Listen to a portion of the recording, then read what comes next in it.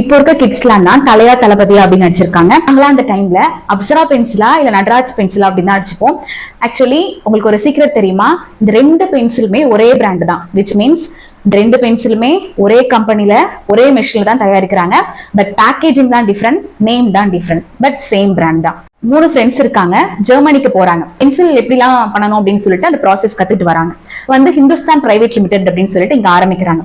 ஆரம்பிச்சதுக்கு அப்புறம் உங்களுக்கு ஒரு ஐடியா தோணுது என்னன்னா, கஸ்டமர் வராங்கல்ல, அவங்க வந்து 2 விதமான கஸ்டமர் இருப்பாங்க.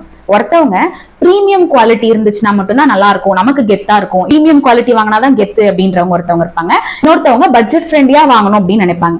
சோ அவங்களுக்காக ஃபர்ஸ்ட் 1958ல வந்து நடராஜ் பென்சில வந்து ஃபர்ஸ்ட் ஸ்டார்ட் பண்றாங்க. நல்ல அட்வர்டைஸ்மெண்ட்டும் கொடுத்து நல்லாவே போகுது. அதுக்கப்புறமா கொஞ்ச நாள் கழிச்சு அப்சரா பென்சில் இன்ட்ரோடியூஸ் பண்றாங்க. அண்ட் அவங்க என்னெல்லாம் அட்வர்டைஸ்மெண்ட்ல போடுறாங்க அப்படின்னா, இதுல எழுதுனா சூப்பரா ஹேண்ட் ரைட்டிங் இருக்கும், ஹேண்ட் ரைட்டிங் கலகட்டும், மார்க் வந்து குறை பிச்சுட்டு கொட்டும் அப்படின்ற மாதிரி எல்லாம் டயலாக் போட்டு வாங்க வைக்கிறாங்க. அண்ட் நிறைய பேர் வந்து அப்சரா பென்சிலும் வாங்குறாங்க. இதுக்கு இவங்க யூஸ் பண்ணக்கூடிய ஸ்ட்ராட்டஜி பேரு தான் டூவல் ஸ்ட்ராட்டஜி அப்படின்னு சொல்றாங்க பிசினஸ்ல.